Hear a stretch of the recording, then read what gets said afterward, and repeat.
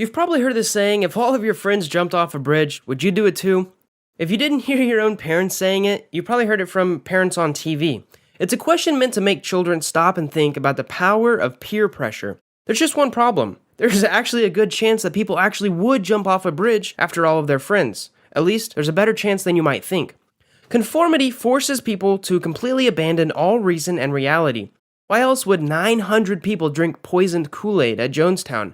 Why would people commit horrifically violent acts, like those during World War II and the Holocaust? Psychologists throughout the second half of the 20th century conducted experiments that focused on conformity, social psychology, and obedience. One of the most famous experiments from this time is the Asch line test. And in this video, I'm going to explain what this line test said and how it shows the power of peer pressure and conformity. So the Asch line test, also known as the Asch Conformity Experiment, attempted to see how often people would abandon reason just to perform. They were conducted in the 1950s by a psychologist named Solomon Asch. Asch brought individual participants into a room full of Confederates, which is another word for basically actors. Researchers asked the group a series of questions to test their vision. Of course, the Confederates, or the actors, were in on the experiments and answered the questions according to Asch's instructions. One of these tests of vision was to look at a line on one side of the board and 3 lines on the other side of the board, labeled A, B, and C. One of the lines was the same length as the individual line, while the others were noticeably longer or shorter. Asch asked a series of questions about which line was the same length as the individual line, and this was not a tricky test, it was very simple. Asch conducted trials in which participants simply had to guess which line was the same length, without the influence of anyone else. Participants answered correctly 99% of the time. They matched the right lines. He later conducted experiments to show when people can make and share decisions privately, they're less likely to conform. Sometimes, the group would answer correctly, but not always. Asch instructed the Confederates to confidently choose the wrong answer. Now, it was usually pretty obvious that the answer was wrong, but none of the actors batted an eye. Then the participant would have to make a decision. Would they go with their gut, the right answer, and answer separately from the group? Or would they conform to peer pressure and choose the incorrect answer? There wasn't much room for debate within these answers because it was pretty simple. Yet, 75% of the participants answered incorrectly at least once in order to conform with the group. That's a lot of people saying the wrong answer just to go along with everyone else. When all of Asch's studies were combined and the data was compiled, researchers found that 33% of the time, participants just went along with the group. This is mind-boggling for psychology. Now let's talk a little bit about factors influencing the experiment, because although this is one of the most famous experiments in social psychology, it's certainly not perfect. Asch conducted over a dozen trials, but the type of participants did not vary greatly. Most participants were males from Swarthmore College. Maybe their sex or their education could have an impact on whether they conformed to the group. Maybe the Confederates that they picked, the actors, made an impact.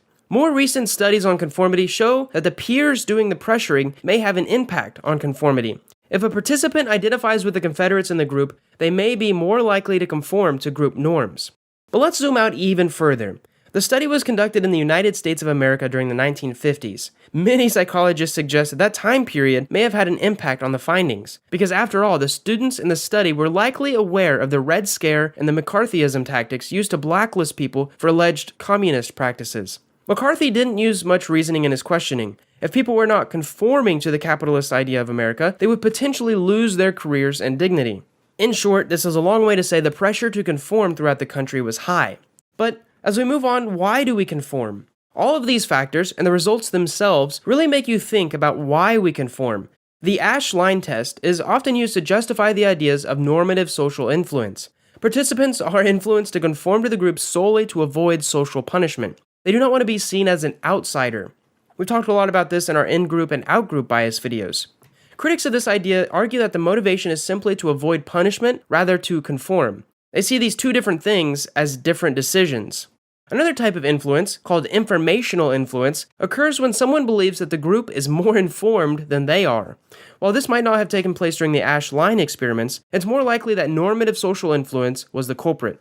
After all, it was pretty obvious which line was the right choice. I mean, you can look at it yourself. And it's been over 60 years since Solomon Asch created his conformity experiments. They have been replicated all over the world by psychologists since then. Researchers have considered different factors including sex, nationality, culture, and age. And in many of these experiments, a majority of participants conformed to the group at least once. A very small amount of participants conformed every time, but conformity did take place. Jumping off a bridge is very different from choosing which line is the same length as another line, but peer pressure does influence a person's decisions. So the next time you find yourself going against your gut, think about this Asch line test. Do you believe that you could be wrong, or do you just want to conform with the group? I think an important thing to note about this experiment is it's important to speak out whenever you feel that you may be thinking differently from the people around you. I believe communication is a very important takeaway from this experiment. As Asch actually mentioned in one of the experiments, when all the Confederates could talk, they became more confident that the participant was correct.